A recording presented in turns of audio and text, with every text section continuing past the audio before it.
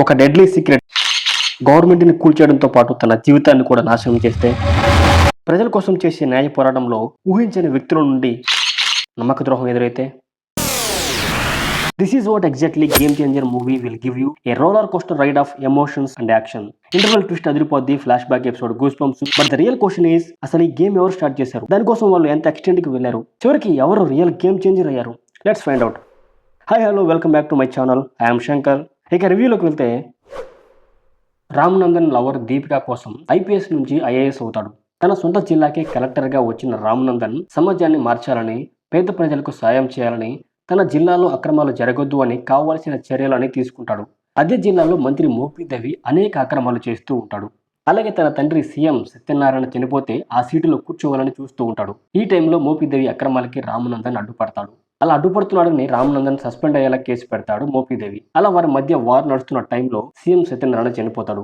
దీంతో మోపిదేవి ముఖ్యమంత్రి అవుతాడు. ఈ క్రమంలో రామనందన్ దీపిక పెళ్లిపై అటాక్ చేస్తాడు. అలా ఇంటర్వెల్లో ఒక బ్లాస్టింగ్ ట్విస్ట్. ఆ మోపిదేవి అటాక్ తర్వాత ఏం జరిగింది, శ్రీకాంత్ ఎలా చనిపోయాడు, శ్రీకాంత్ చివరి కోరిక ఏంటి, పార్వతమ్మను చూసి సీఎం ఎందుకు భయపడ్డాడు, రామనందన్ తండ్రి అప్పన్న ఎవరు, అప్పన్నను చంపింది ఎవరు, అలాగే సీఎం అవ్వాలి అనే కోరిక మోపిదేవికి తీరిందా లేదా, చివరికి ముఖ్యమంత్రి ఎవరు అయ్యారు అనేది సినిమా. అన్ప్రెడిక్టబుల్. మూవీకి ముందు ట్రైలర్ ద్వారా ఈ డైలాగ్ చాలా ఫేమస్ అయింది. సినిమా కూడా అన్ప్రెడిక్టబుల్గా ఉంటుంది అంటూ ప్రమోషన్స్ చేసుకున్నారు. నిజంగా ఈ మూవీ అన్ప్రెడిక్టబులా అంటే అవును, ఇది అన్ప్రెడిక్టబుల్ మూవీ. మెగా ఫ్యాన్స్కి అన్ప్రెడిక్టబుల్ మూవీ. ఇలాంటి అవుట్పుట్ని అసలు ఊహించి ఉండరు. 500 కోట్ల బడ్జెట్తో తెరకెక్కిన సినిమా ఇలా ఉంటుంది అనేది అసలు ఊహించి ఉండరు.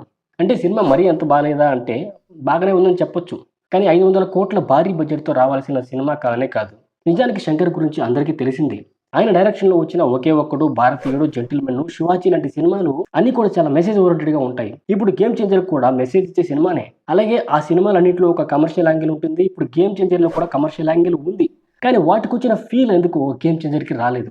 దీనికి కారణం ఫ్యాన్స్కి మూవీ టీమ్ క్రియేట్ చేసిన ఓవర్ ఎక్స్పెక్టేషన్స్ అయి ఉండొచ్చు, సినిమా కోసం బడ్జెట్ ఓవర్ అయి ఉండొచ్చు, ఇంకా చాలా రీజన్స్ ఉండొచ్చు.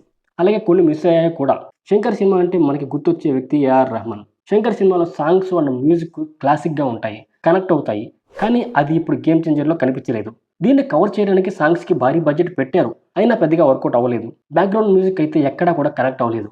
సినిమా చూస్తే స్టార్టింగ్లో మనతో విజువల్స్ వేయించాడు, తర్వాత రామ్ చరణ్ పర్ఫార్మెన్స్, డాన్స్, కొంతవరకు మంచి స్టోరీ, 2 సాంగ్స్, అలాగే మైండ్ బ్లాక్ ట్విస్ట్తో ఇంటర్వెల్ బ్యాక్, ఇలా చకచక అయిపోతూ ఉంటుంది.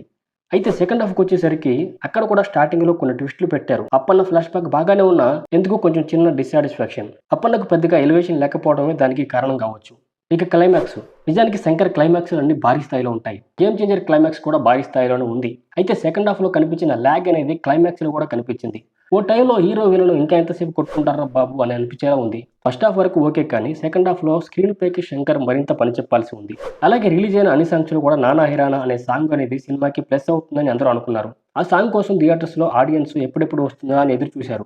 కానీ అంత ఇంపార్టెన్స్ ఉన్న ఆ నానా హైరానా సాంగ్ని సినిమాలో లేకుండా చేయడం పెద్ద మైనస్ అయిపోయింది. అలాగే 500 కోట్ల ఖర్చులో కొంత వేస్ట్ అంతా కూడా స్క్రీన్ పైన కనిపిస్తానే ఉంటుంది. నరేష్ ఓన్లీ 1 డే యాక్టింగ్ అంటే ఎక్కడ కనిపించడు. వెన్నెల కిషోర్, బ్రహ్మానందం, ప్రియదర్శి ఉన్నారు, కానీ ఎక్కడ ఎందుకు ఎలా వచ్చారనేది ఎవరికి తెలియదు.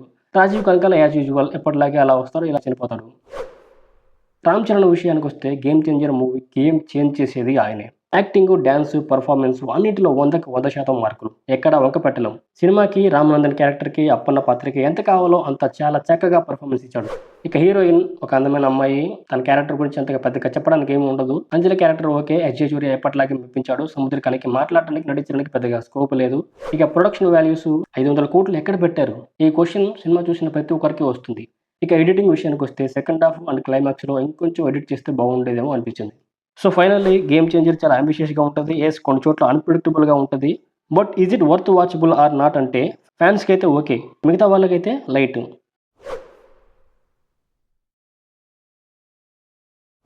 What do you think? Did you watch Game Changer? Will it live up to your expectations? Drop your thoughts in the comments below and don't forget to like, share and subscribe for more honest reviews like this. See you in next video. Dear subscribers, మీకు నా ముద్దులు.